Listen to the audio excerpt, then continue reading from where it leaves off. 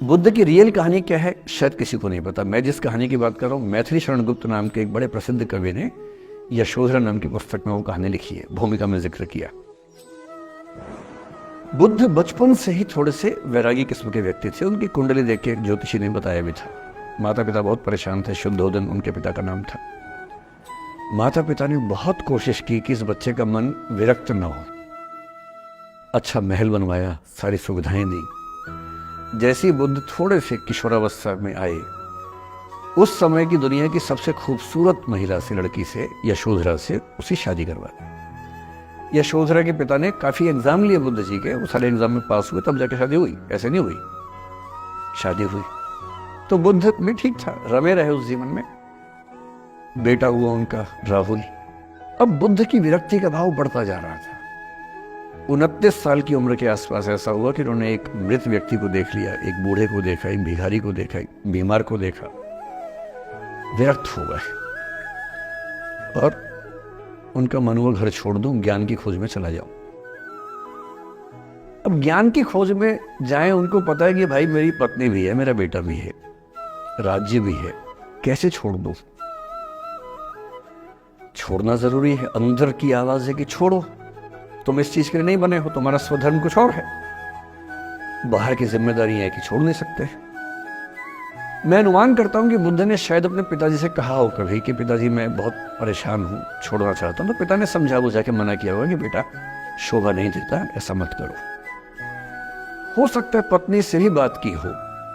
पत्नी ने भी कहा हो कि ये क्या बात हुई, हम सबका जीवन तुम पे टिका है, बच्चा अभी बिस्तर से भी नहीं उतरा है, अभी तो चलना भी नहीं शुरू किया है, तुम ऐसी बात कर रहे हो।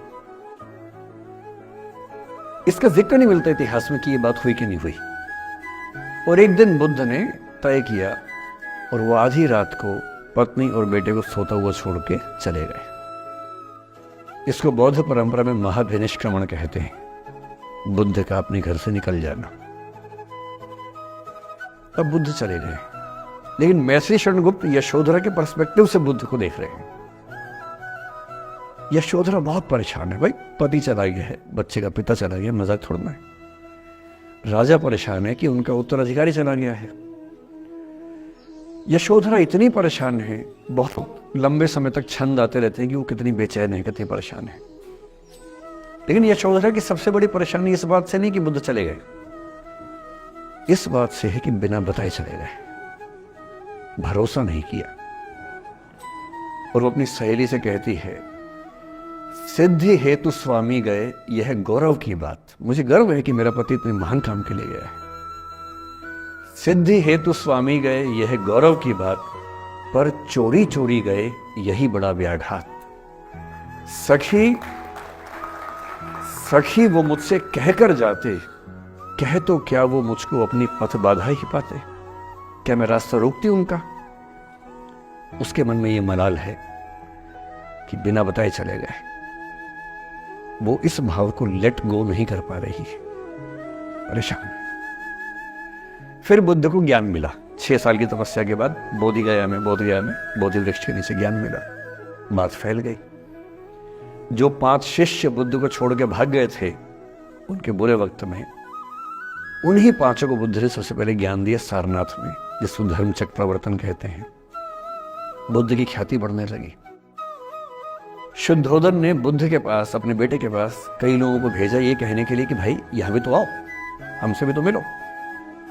बुद्ध का ऐसा प्रताप था कि जो उनके पास जाता वो बुद्धम शरणम गच्छामि हो जाता, वापस ही नहीं आता। तो फिर शुद्धोदन ने बुद्ध के बचपन के एक दोस्त को ये कह के भेजा, भैया मैं जानता हूं तुम वापस नहीं आओगे, पर प्रभावित होने से पहले बोल देना कि पापा याद कर रहे थे। तो वो गया, उससे वायदा निभाया, हो तो गया, बुद्ध के संग में दीक्षित हो गया, पर वायदा निभा दिया। तो बुद्ध ने कहा जरूर जाऊंगा, पिताजी की आज्ञा है तो जाऊंगा ही जाऊंगा। बुद्ध पहुंचे अपने कपिलवस्तु, जो अपना इलाका था वहां पहुंचे। पूरे कपिलवस्तु में, नेपाल सिद्धार्थनगर से नेपाल जाएंगे तो नेपाल बॉर्डर पे कपिलवस्तु है। मैं देखने गया था वो जगह जहां बुद्ध पैदा हुए थे, बड़ा सुंदर स्थान है, आप भी जाके देखें कभी। तो बुद्ध पहुंचे रात को, एक धर्मशाला में रुके। अब वहां हल्ला मच गया कि राजा का बेटा धर्मशाला में। बुद्ध ने कहा भाई मैं देखो राजा का बेटा बन के नहीं आया हूं, मैं बुद्ध बन के आया हूं। सुबह उठ के भिक्षा मांगने लग गए उस इलाके में, अपने पिता के राज्य में। पिता ने सिर पीट लिया कि भाई क्या कर रहे हैं। फिर बुद्ध ने सूचना भिजवाई कि मैं बुद्ध हूँ, बेटा हूँ संयोग से, ठीक है मैं आ रहा हूँ मिलने के लिए, पर मैं बुद्ध होके आया हूँ, मेरी चर्या है, नियम है, मैं भिक्षा से ही जीवन जीता हूँ। ठीक है, पिताजी ने कहा चल कोई बात नहीं। फिर बुद्ध गए पिता से मिलने, पिता से मिले, सबसे मिले, भरी सभा में। लेकिन यशोधरा नहीं आई मिलने के लिए, लेट गो नहीं कर पा रही थी। उसके मन में दर्द था, छुपके क्यों गया, बता के जाता। बुद्ध ने पूछा पिता से कि यशोधरा कहाँ है। बोले कि वो कह रही है कि अगर बुद्ध मिलना चाहेंगे तो खुद ही मिलने आएंगे मुझसे, मैं क्यों जाऊंगी भाई, आत्मसम्मान भी तो कोई चीज है, मैं क्यों मिलने जाऊं। तो बुद्ध मिलने गए। सोचिए कमरे में यशोधरा बैठी, राहुल साथ में। अब राहुल थोड़ा सा बड़ा हो गया है, 6-7 साल का है। बुद्ध गए हैं। अब आपके मन में आ रहा है कि बुद्ध वहां जाके बोलेंगे सॉरी मैंने गलत किया, I hurt you, I really feel sorry. बुद्ध है वो बुद्ध, वहां जाके क्या बोल रहे पता है, भिक्षाम देहि, भिक्षा दो। और यशोधरा कितनी महान महिला रही होगी, उसने अपने बेटे का हाथ बाप के हाथ में दे दिया।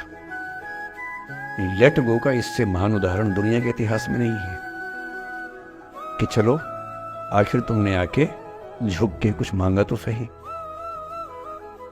उसकी जितनी ईगो थी, अहंकार था, सब विगलित हो गया। और जो औरत परेशान थी कि मुझसे बिना बताया गया, उसने अपने बेटे को दे दिया कि इसको लेके जाओ, क्योंकि मैं जानती हूं कि तुम महान काम कर रहे हो, और तुम महान काम कर रहे हो तो मैं क्यों बीच में आऊंगी भाई। मेरा पति महान काम कर रहा है तो मुझे खुशी होनी चाहिए, और तुम्हारी उस खुशी में मैं क्यों पीछे हटूं। बस मुझे भरोसे में लेके जाते तो और खुश होती।